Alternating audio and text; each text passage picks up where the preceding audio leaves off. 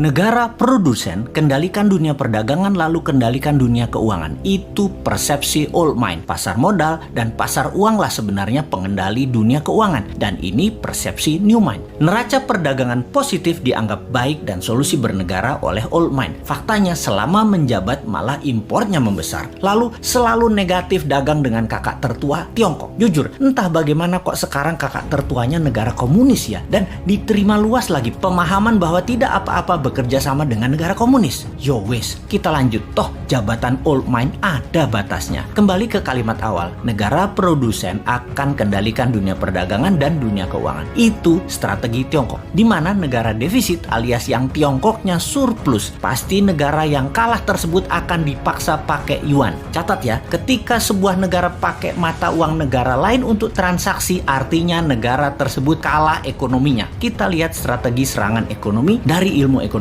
Money 1.0 adalah uang hanya sebagai alat bayar pelancar transaksi. Kemudian uang menjadi alat modal yang disebut money 2.0. Kemudian uang menjadi alat kendali ekonomi disebut money 3.0.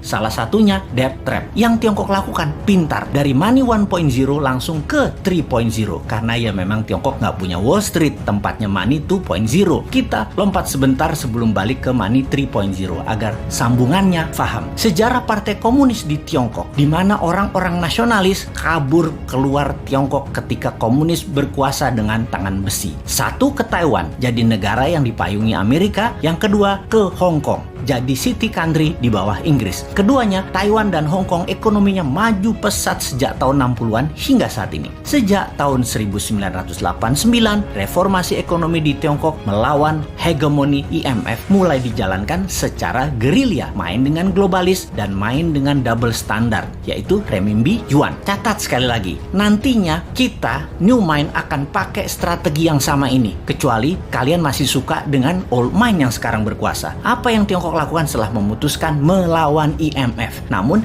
di permukaan pura-pura taat pada Amerika? Ini terjadi di zaman Deng Xiaoping awal mulanya. Mereka jadi negara produsen buruh murah. Maklun mengerjakan sebagai tukang jahit apa saja yang disuruh globalis. Lalu perlahan menggeser dari maklun tukang jahit menjadi negara produsen. Maklun ini adalah strategi agar terjadi pembiasaan. Ketika awal menjadi negara produsen, Tiongkok mengizinkan pemalsuan atau kopi atau tiru merek-merek ternama dunia untuk beredar di dalam negerinya. Semakin mahir, maka mulai negara membiayai sektor hulu produsen, pabrik-pabrik dengan uang renminbi yang uang tersebut tidak boleh beredar di luar negeri, hanya boleh beredar di Tiongkok. Inilah awal tahun 90-an mereka lakukan ini semua secara masif, secara gila-gilaan. Apa saja dibangun. Dan setelah menjadi pengendali produksi, mulai ekspansi di tahun 2013 dengan strategi BRI, yaitu Belt Road Initiative. Perlu banyak negara yang harus dikendalikan oleh Tiongkok. Perlu banyak negara yang penduduknya lapar dan pemimpinnya lemah agar mudah dikendalikan agar membeli barang-barang Tiongkok dan menggunakan mata uang Tiongkok. Awalnya dengan memberi pinjaman, namun bukan uang tetapi barang, seperti jalanan dibangunin. Pokoknya jadi barang. Jembatan dibangun jadi barang, pelabuhan, bandara, jaringan kereta api yang semuanya punya kesamaan, yaitu pelancar jalur angkutan barang guna menciptakan ketergantungan terhadap produk Tiongkok dan kelancaran distribusi barang. Kemudian kendali atas pasar yang kebetulan semua bergeser ke digital. Jadi strateginya adalah beli dan ambil semua jaringan marketplace milik pengusaha lokal sebuah negara agar isi produknya adalah barang-barang buatan Tiongkok. Begitu sudah tercapai ketiganya, maka tahap keempat, mata uang Tiongkok dipakai sebagai alat transaksi. Pertama, sebatas transaksi dua negara. Nanti tahap kelima sampai ke pasar-pasar tradisional bisa pakai yuan. Ingat, ketika keluar negeri, yuan yang disebut. Itu membedakan asal uang itu. Walau kalau ditanya di Tiongkok, bagi mereka sama itu yuan atau renminbi. Namun kita pahamlah, kita kan ngerti bernegara, ngerti bagaimana Tiongkok bermain, dan ngerti cara memainkannya. Sayang aja masih sedikit yang percaya